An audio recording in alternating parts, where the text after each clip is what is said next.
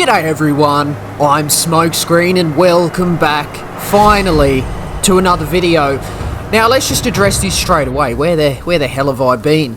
Basically, I've just been on a bit of a break. I haven't really felt like playing Gran Turismo or making videos. Just some certain stuff in my life basically hasn't made me feel very good the last couple of months, so I haven't really been feeling too motivated. But we had the Monaco World Tour just last weekend, and we've got some new manufacturers, Nations Cup Series races in the game presently, which is kind of, I don't know, it's re-energized me a little bit. So I've decided to jump on. I've actually felt like editing, so I've finally gotten around to doing the last video of the Nations Cup that finished off months ago, that actually the results of which determined which players were actually going to that Monaco World Tour, which happened last weekend. So we are living in the past a little bit for this particular race today, but this is pretty much exactly where I got up to, and I went to edit this video, I think the day after I did the race or something like that.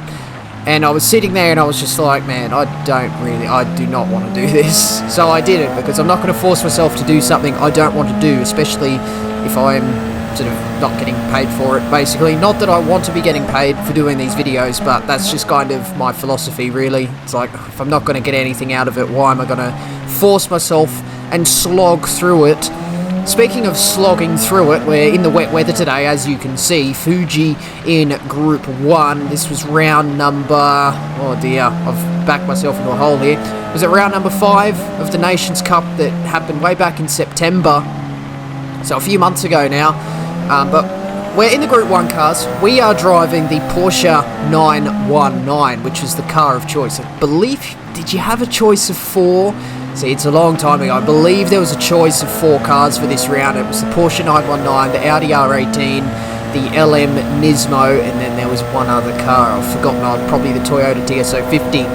But this is our first qualifying lap. As you can see, we're pretty early in the train here. We're just behind Matt and Twitchy, but we've just got to keep this car under control in the wet weather. So this is going to be our first qualifying attempt, just trying to wheel the car around. You can see just how squirrely it is. This car is 4-wheel drive, but it's heavily rear-biased 4-wheel drive. You have hybrid deployment as well, so on the exits of some of these corners, it is very easy to spin out. We're just sitting behind Twitchy at the moment. We don't have Slipstream to worry about. They switched Slipstream off for the qualifying sessions in the GT World Series, and as a consequence, dirty air is also off. So you don't have to worry about the aero wash coming off the back of the car as we get a kick of oversteer out of there. You can see just how easy it is just to break traction if you're a little bit too trigger happy on the throttle. Another excuse I'm going to throw out there is my throttle is also not 100%.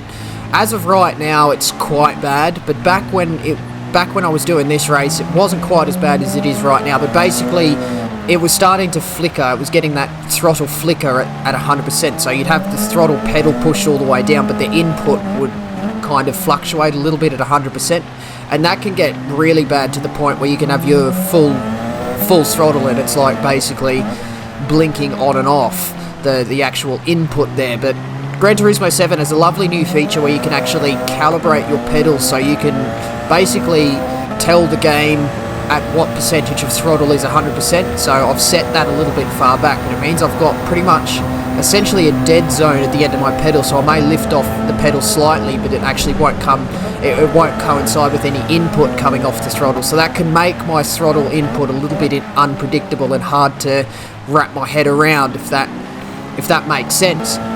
That's our first qualifying lap there. You can see it's a 1:36.0, which isn't amazing, isn't out of this world, but the unique thing about this particular combination in this car, because of the hybrid, it's a little bit like you see in Formula 1. You have like a hot lap, and then you got to do a cool down lap and recharge up the battery to make sure you have the best possible battery percentage for each lap.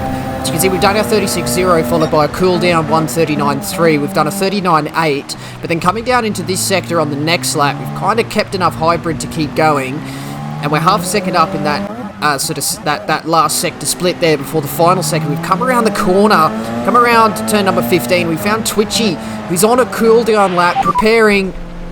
Damn it! I was half a second up then. So that's just unfortunate for us. We've caught up to Twitchy, who was just preparing for another hot lap. So that's exactly what I'm talking about. He had to do a big cooldown through that third sector, recharge up his batteries for the run out onto the straight, and unfortunately we just got caught up by that.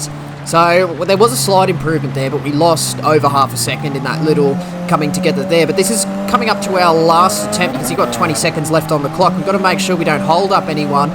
Got to make sure we get a good run on the straight, and that we have enough battery, and that we make sure we've reached the line before that timer runs out. We've got 10 seconds to go. We've actually cut this very, very tight. You can see very briefly that weather radar, the rain is gone, so we've just got a drying track, come across the line with 1 second to go for our final lap. So this is our last attempt. We're currently 14th and last on the grid, coming into turn 1, braking just before the 100-metre board. You can see there's a little bit of a drier line that you can just about see. You can see it nice curving, sweeping through turn number 2 here, and you can see the really sheened surface. Coming into turn 3, braking just after the 100-metre board, clip that curb on the inside and try not to spin out on the exit. Just try and keep it on this darker part of the track here. That's where most of the grip is. A lift through the middle, then looking on the right-hand side, braking just halfway between the 100 and the 50-metre board. On the exit here, the dry line's quite narrow. You can see as, I just forget who that was, has a bit of a moment on the outside curb through 300R. Once again, just keep it on the darker part of the track, looking on the right-hand side, braking just before the Dunlop sign, heading down into turn number 10. Not really, really slow corner and really easy to spin out, but we do have a decent amount of grip on these intermediate tyres in these conditions. Pretty much optimal intermediate conditions at this stage. Rounding up through this final sector, a little bit of oversteer through there, but it's not too bad. Just lifting off the throttle and rolling onto the brake at the end of the curb on the left. Make sure you meet that turn 15 apex nice and late. Back onto the throttle, right-hand side, just before the end of the barrier. Take a little bit of a hybrid line between the wide line that you traditionally take and the drying line that you can see on the track. We get a nice exit out of the last turn there with a lot of hybrid. We don't use all the hybrid on the straight, which is perfect. That means we got the maximum hybrid deployment. Up towards the line. Yes, that's much better. Come on. Oh. Okay. Absolutely beautiful. We managed to plop it in 5th place on the grid, best of the rest, but let's move on to the race.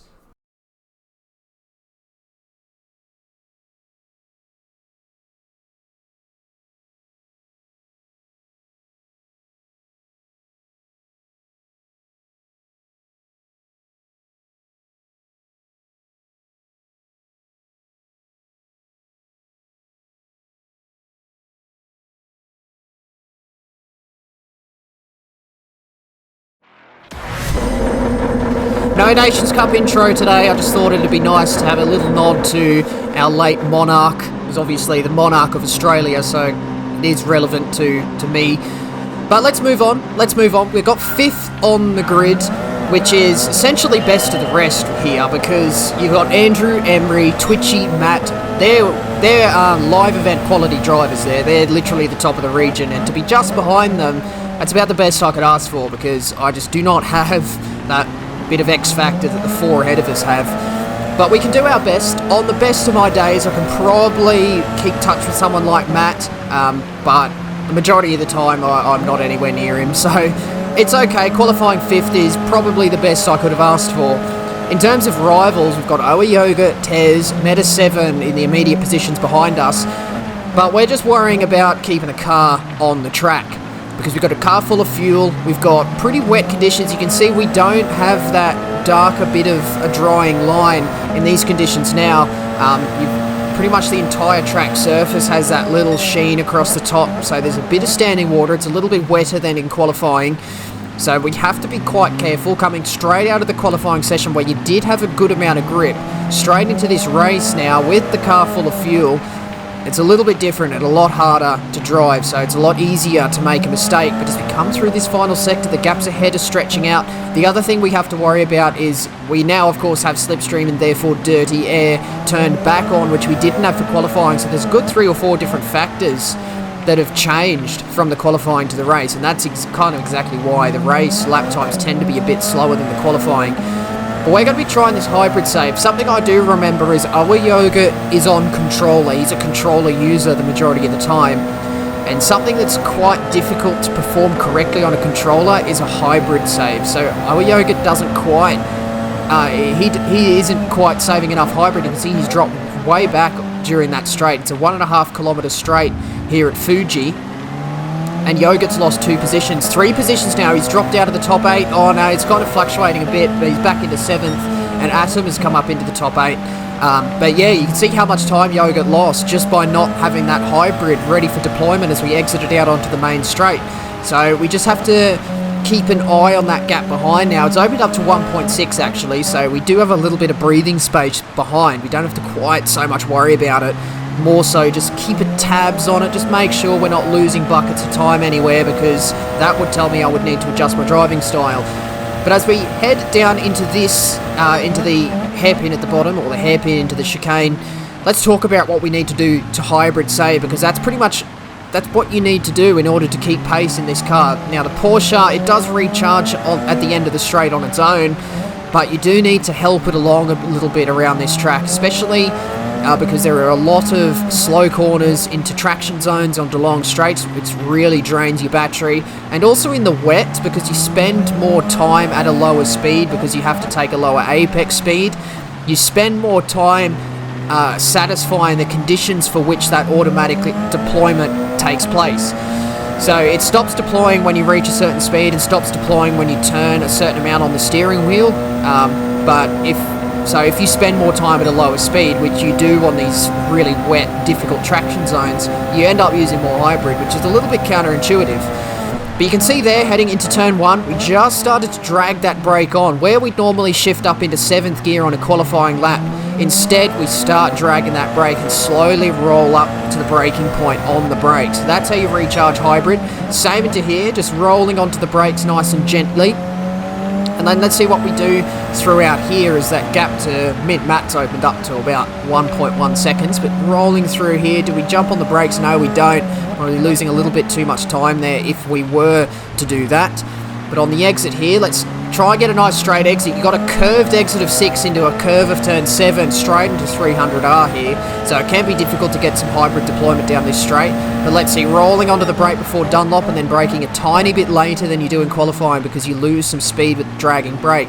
So you can see that's what we're doing now. And you can see down near the fuel gauge, you've got that little battery level and you've got a red arrow and a green arrow that's switching back and forth that tells you whether you're using hybrid or regenerating hybrid. So we're using it there, but then we're recharging heading up into here. We're just slowly dragging on that brake, try and get to this apex now, recharging now. We're deploying through this little section here up towards the final corner, and then as we round through this final turn, tiny amount of brake, about 25% brake all the way through, and then that's what we're doing for hybrid. On the exit here, let's see how much deployment we used. We use all of our battery. We just about use all of our battery there, but I think that was about dead on perfect. But throughout that lap, that gap to mid-mat's opened up to 1.7 seconds, and that gap to Tez is still about 1 second. And if you notice the transition there, you can see we're now on lap 7. So not too much happening. I mean, have a look at the lap times, in fact. We've got a 1:37.8, 37.0, 37.3, and now we're starting to see that little bit of a darker line on the track that's simulating that drying line. I do have it set to the racing radar at the moment and not the weather radar, but I can tell you that the light rain that was over the track at the start of the race has just about moved off, so that's why the track's starting to dry out. Oh, a bit of a snap of oversteer there. Got to be really bloody careful about that because we don't want to sort of give Tez a bit of a look in there, but I think we've exactly done that. That gap to Tez, he's had a monster first half of this lap here, and he's got that gap down to 0.4 of a second. Mid-mat's driven away, so that's exactly what I'm talking about, 4.5 seconds ahead. But heading down into this braking zone now, that's Tez. He's 0.4 behind it. It's opened up to 0.8 momentarily. It's a little bit hard to keep track of that gap as we're heading through that slower section. He gets a really good exit out of turn 13, and I ran a little bit wide through turn 14, not quite getting on the throttle as early as I possibly could if I took a tighter apex. But now we're playing a balancing act between making sure we don't lose too much time to Tez and making sure we drag that brake enough such that we have enough deployment out onto the straight. But let's see what happens here. A little bit of oversteer into 4th gear. Let's get that traction, get that power down. Do we use all that hybrid? Not quite, so that was perfect, lovely. Eventually you stop using the hybrid even if you have some left. So if you have a little bit left at the end of that traction zone, you've maximised the car. But that quick look behind, we got Tez and Atom pretty much directly behind him. We've got to try and drag a little bit of brake into here, and it just gives Tez a look up the inside. He gets a little bit of contact on the way through, but that's nothing too major. He would have just touched that really wet curb, which pushed him wide. We get really good hybrid deployment there, and that's both Tez and Atom almost looking to go side by side through Coca-Cola corner here. Definitely not what you want to do, but Tez has had a bit of a go into turn 1 there, and that's all fair game. He's clearly a little bit faster than me in these conditions, in fact, which is fair enough. There's literally nothing I can do about that. But you can see I've got to try and take this tighter exit, get that hybrid deployment, keep the steering as straight as I possibly can for as long as I can, and that gap to Tez is open back up to 8/10. So that's why I take that strange line on the exit of turn 6. Pretty much trying to negate turn 7. I don't want turn 7 to exist, because that's where you lose a lot of hybrid deployment from needing to continue to turn. But that was a little bit of a hairy lap, a little bit close for comfort, with Tez coming up for that move at turn 1 and Atom almost following him through, but we've managed to open that gap back up to over a second. Oh, we've run a little bit wide through turn 15, and that may give Tez another look in. That gap is still fluctuating a little bit. It was under 1 second right off the back of that mistake, but we've managed to open it back up to over a second as we exit onto the straight. Let's see what this hybrid deployment event is like. Pretty well dead on perfect there. We pretty much exactly had the exact amount of hybrid we needed to get that traction zone done. But with that gap open back up to 1 second, it was just some more consistent lapping. You can see the lap times are dropping. We're into the 35s now, 35.9 followed by 35.6, and that drying line is becoming really apparent. So now it's a little bit of a battle to try and stay within that really dry section. We don't quite do that, run a little bit wide out of turn 14 or turn 13 if we're being exactly precise. And Tez has got that gap back down to about half a second, which should give him a pretty good slipstreaming opportunity. Heading out onto this main straight, get good hybrid. Let's see if we use it all. We do use all of our hybrid there, so we've lost a little bit of time on the exit of that corner there, and Tez is gaining, so he had better hybrid deployment on that particular occasion. You can see easy fuel is no worries, and tyre wear, in fact, there's not even any red visible on the tyres. Heading down into turn 1, Tez does not go for it, because Atom is right behind him too, so I guess Tez knows at this stage if he ends up engaged in a battle with myself, Atom could capitalise on that and just grab us both and go straight from 7th up to 5th. But we just got to keep this car on the road. It's so difficult at this stage because we're now driving within the limits of this drier line, which is obviously going to exceed the limits if we end up on that shiny wet part. You can see on the outside there, essentially the surface of the track is white on the edges and then it's black on this drying line.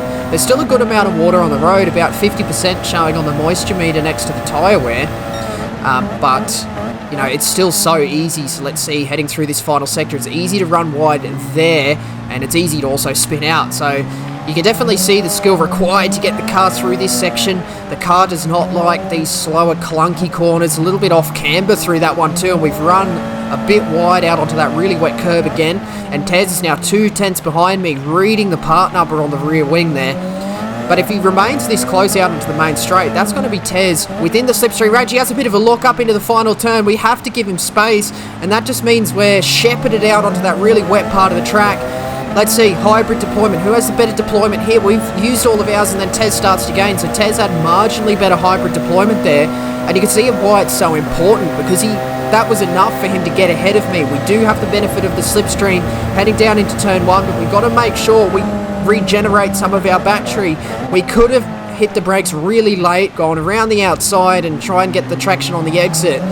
But if that were the case, we would not have saved enough hybrid, because I realise at this stage, I think my only chance here, because Tez is driving away with every corner, he's opening that gap up, he's gained 2-3 tenths through that one left-hander alone. So I don't think I'll have a particular chance of getting past him through the corners in this lap. I think the last possible thing I can hope for is having enough hybrid deployment.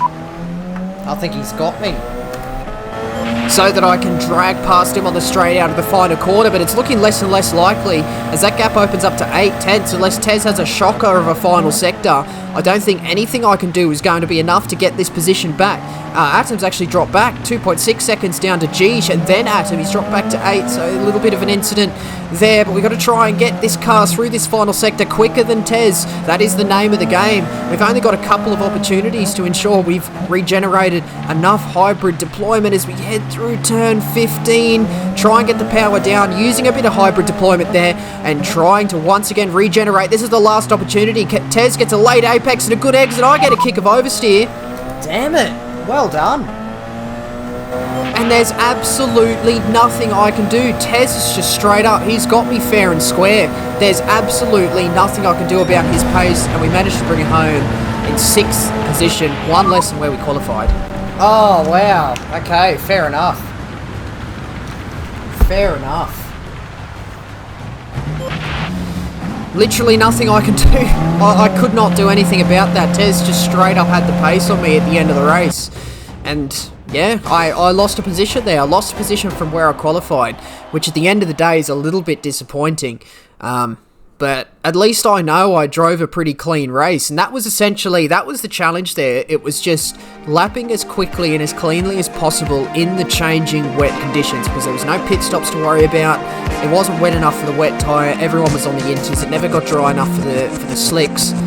So that was the battle there, just keeping your car on the dry line towards the end of the race, and Tez simply did a better job. He brought home 295, I brought home 280, but at the end of the day, it actually wasn't too bad of a result. I was a little bit disappointed at the end, because I felt as though losing 15 points for one position was quite hefty, and I was disappointed that I pretty much kept that 5th position for, 10, 11 laps, up until basically the final lap, where Tez managed to steal that one off me.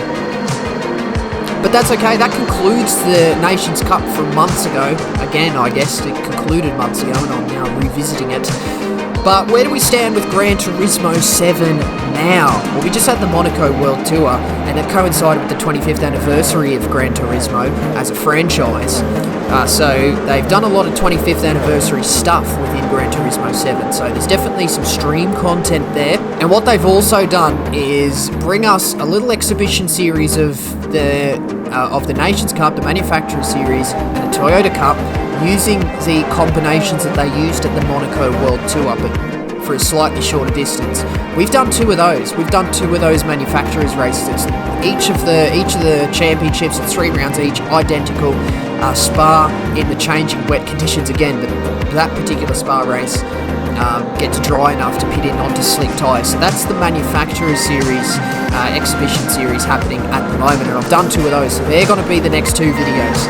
But I think I'm back. I think I'm back because I felt good making this video. I didn't want it to be over. It was nice to get back on the horse, get back editing again, and getting my mind off the stuff that hasn't been making me feel so good recently. But I think that's going to finish up this video today, so do hit the like button if you enjoyed, and do subscribe if you'd like to see more videos and streams from me. Do leave a comment as well. There's questions, comments, and constructive criticism, as always, very much appreciated. But that's going to be the end of this one today, and that means that is it from me. So once again, I do thank you very much for watching. See you later.